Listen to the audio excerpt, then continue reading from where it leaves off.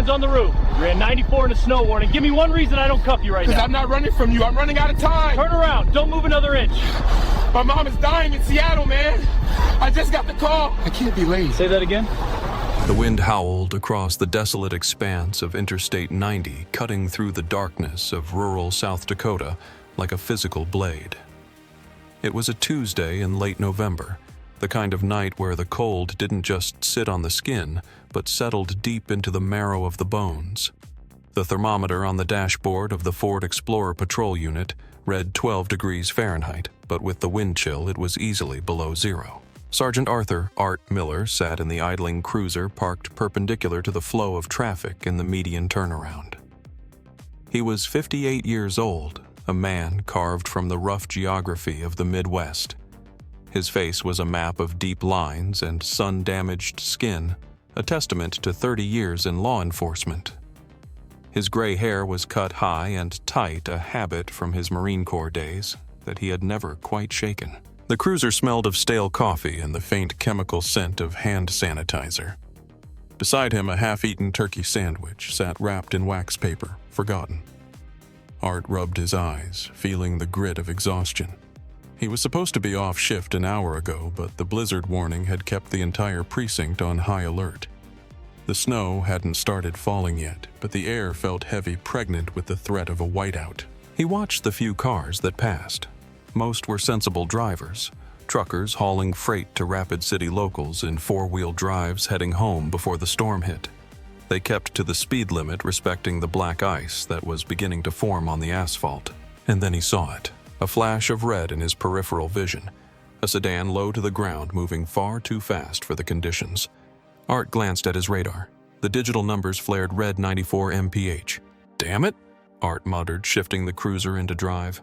"Not tonight, not on my road." He didn't turn on the siren immediately. He simply flipped on the light bar, the red and blue strobes cutting through the pitch blackness bouncing off the dry grass in the median. He floored the accelerator, the powerful engine roaring as the heavy SUV gained traction. The speeding car was a distance ahead, weaving slightly in its lane. It was an older model, a beat-up Honda Civic with a dented rear bumper and a taillight that flickered intermittently. It didn't slow down. If anything, it seemed to speed up as Art closed the distance. "Dispatch, this is Unit 4 Alpha." Art spoke into the radio, his voice calm, practiced. "I'm in pursuit of a vehicle heading westbound on I-90 mile marker 32. Silver sedan, looks like a Honda. Speeds in excess of 90, failure to yield." "Copy 4 Alpha," the dispatcher's voice crackled back. "Conditions are deteriorating, Art. Keep it safe." "Roger that." Art tightened his grip on the steering wheel. He hated pursuits. In his younger years, the adrenaline had been a drug, but now at 58, he only saw the physics of it. Mass times velocity equals tragedy. He saw the twisted metal, the shattered glass, the silence that followed the noise. The Honda swerved violently to the left, narrowly missing a semi-truck, then corrected over-aggressively to the right. The driver was losing control. "Pull over, you idiot," Art whispered, his heart rate climbing. "Just pull over." As if hearing him, or perhaps finally realizing the futility of the run, the brake lights of the Honda flared bright red. The car fishtailed tires, screaming against the pavement before skidding onto the gravel shoulder. It came to a rest at a crooked angle, the front nose dipping into the shallow ditch. Art slowed down, pulling his cruiser up behind the vehicle, angling his front bumper toward the road to provide a shield against oncoming traffic. He hit the spotlight bathing the Honda in a blinding white glare. He took a breath, unbuckling his seatbelt. He did not reach for his ticket book immediately. Instead, his hand rested instinctively on the retention strap of his holster. At night, on a lonely highway, a fleeing suspect could be anything: a drunk kid, a drug runner, or a fugitive with nothing to lose. He stepped out into the biting wind. The cold hit him like a physical blow, stinging his cheeks. He adjusted his wide-brimmed campaign hat and walked slowly toward the silver car, his flashlight beam dancing over the dirty rear window. The windows of the Honda were not tinted, but they were fogged up from the inside. Art couldn't see the driver. He approached the B-pillar, staying out of the kill zone, tapping his knuckles hard against the glass. "Driver, roll down the window now. No movement." Art tapped again, harder this time. the metal of his flashlight making a sharp clack against the glass. "Sheriff's Department, roll it down." Slowly the window hummed and lowered a few inches. A blast of heat escaped the car, smelling of old fabric and anxiety. Art shone his light directly into the car. The driver was a boy. Not a man, really, though the license would probably say otherwise. He looked barely 20. He had messy dark hair, pale skin that looked ghostly in the flashlight beam, and he was gripping the steering wheel so hard his knuckles were white. He was wearing a thin hooded sweatshirt that looked insufficient for the weather. "Turn the engine off," Art commanded, his voice booming over the wind. "Drop the keys on the dashboard. Do it now." The boy's hands were shaking uncontrollably. He fumbled with the ignition, killing the engine. The silence that followed was sudden and heavy, broken only by the whistling wind. He put the keys on the dash. "Driver's license and registration," Art said, stepping slightly closer but keeping his eyes scanning the interior. The back seat was full of clothes boxes and a guitar case. Someone was moving. The boy didn't move to get his wallet. He just stared straight ahead, his chest heaving. "Son," Art said, his tone dropping an octave, becoming less of a shout and more of a stern warning. "I asked for your license. Don't make me ask again." I don't have it," the boy stammered. His voice was cracked dry. "I mean, I have it, but I can't find it. It's in my bag." "Step out of the vehicle," Art said instantly. He opened the door. "Step out, hands where I can see them." The boy unbuckled his seatbelt and stumbled out into the cold. He was tall and gangly, shivering immediately as the wind cut through his hoodie. He raised his hands, his eyes wide with terror. "Turn around. Face the car. Hands on the roof," Art instructed. He performed a quick pat-down. No weapons, just a wallet in the back pocket and a cell phone. "You said you couldn't find your license," Art said, pulling the wallet from the boy's pocket. "It's right here." "I panicked," the boy whispered. Art opened the wallet. The license identified the driver as Lucas P. Sterling, age 21, from a small town in Ohio. "Lucas," Art said, stepping back and shining the light in the boy's face again. "You were doing 94 miles an hour on a freeze warning. You nearly clipped a semi. You ran from me for 3 miles. You want to tell me what's going on? Are you drunk high?" No, sir, I swear," Lucas said, his teeth chattering. "I haven't taken anything." "Then why the hell are you driving like a maniac?" Lucas looked at Art, and for the first time the officer saw something other than fear in the boy's eyes. He saw devastation. The boy's eyes were rimmed with red swollen. He had been crying long before the blue lights showed up. "I have to get to Seattle," Lucas said, his voice breaking. "Seattle is 1,200 miles away, son," Art said flatly. "You aren't going to make it there tonight, and certainly not at 90 miles an hour." "I have to," Lucas insisted, a desperate edge entering his voice. He turned to face Art, ignoring the command to stay facing the car. "Please, officer, you can write me a ticket. You can write me 5 tickets. I don't care. Just let me go." Art stiffened. "Turn back around. You're not going anywhere right now. You're looking at a reckless driving charge, maybe evading arrest. That's a trip to the county jail, Lucas, not Seattle." "No!" Lucas shouted, the sound raw and tearing. "You can't arrest me. I can't go to jail. I don't have time." "Calm down," Art warned, his hand hovering near his handcuffs. "My mom is dying," Lucas screamed. The words hung in the cold air, freezing Art in place. Lucas collapsed against the side of his car, sliding down until he was crouching in the gravel, his head in his hands. He began to sob loud, ugly, heaving sobs that shook his entire frame. "She's in the hospital in Seattle," Lucas choked out between breaths. "Harborview Medical. My aunt called me 5 hours ago. She had an aneurysm. They don't think she's going to make it through the night. I'm the only family she has left." Art stood there, the flashlight beam lowered to the ground. The wind continued to howl, but the dynamic of the stop had shifted entirely. The aggression drained out of Art's posture. He looked at the shivering boy in the dirt. He remembered a phone call he had received 10 years ago. He remembered rushing to a hospital room only to find an empty bed and a sympathetic nurse. He remembered the feeling of being 5 minutes too late. "Stand up, Lucas," Art said quietly. Lucas didn't move. He just kept crying, rocking back and forth. "I just need to see her. I just need to say goodbye." I promised her I'd take care of things. I was away at school. I shouldn't have been so far away. Art sighed, a long plume of white breath escaping his lips. He looked at the Honda. The tires were bald. The engine was ticking as it cooled. The car was a piece of junk. Even if he let the kid go, he'd probably spin out in the Badlands or blow a gasket before he hit the Montana border. "Lucas," Art said again, firmer this time. He reached down and grabbed the boy by the arm, hoisting him up. "Get in your car." You're letting me go?" Lucas asked, wiping his nose with his sleeve, hope flickering in his eyes. "I said get in the car. It's freezing out here. Warm up." Lucas scrambled back into the driver's seat. Art closed the door and walked back to his cruiser. He sat heavily in the driver's seat, staring at the computer terminal. Procedure dictated he arrest the kid.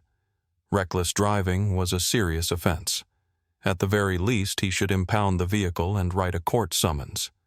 But procedure didn't account for dying mothers and the crushing weight of grief. Art picked up his radio. "Dispatch 4 Alpha. Go ahead, Art. Disregard that pursuit. It was a false alarm, just a spooked kid. I've got him stopped, giving him a warning." There was a pause on the other end. The dispatcher knew Art better than anyone. She knew he didn't give warnings for 94 miles an hour. "Copy that 4 Alpha. You clear?" "Not yet," Art said.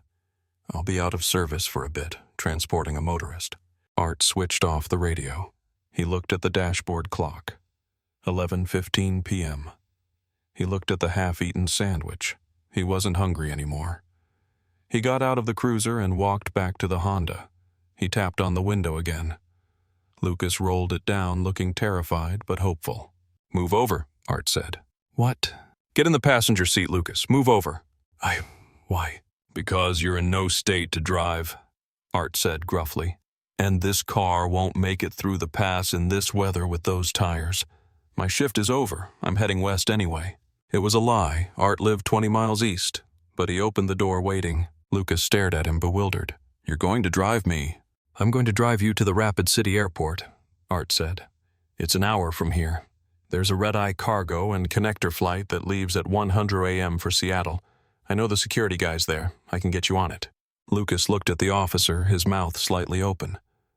"But my car, my stuff." "Leave the car. We'll lock it.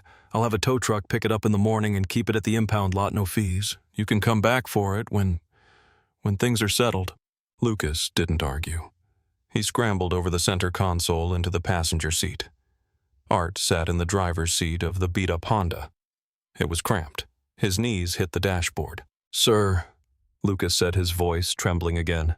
"You don't have to do this, you really don't." Art put the car in gear. He didn't look at the boy. He just stared at the dark road ahead. "I know I don't. Buckle up." The drive to the regional airport was quiet at first. The snow finally began to fall, large, wet flakes that rushed at the windshield like stars in hyperspace.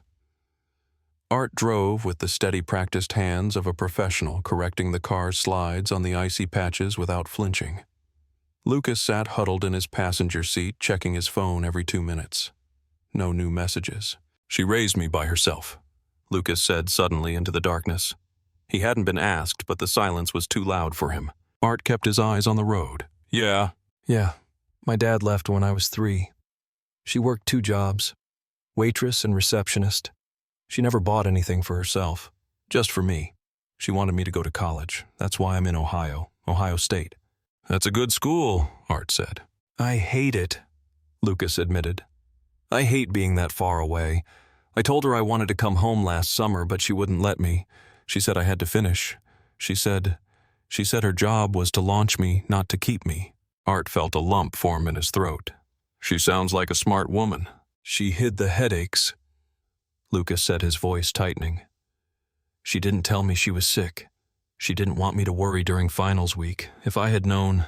"You can't play that game, son," Art said softly. "The what-if game.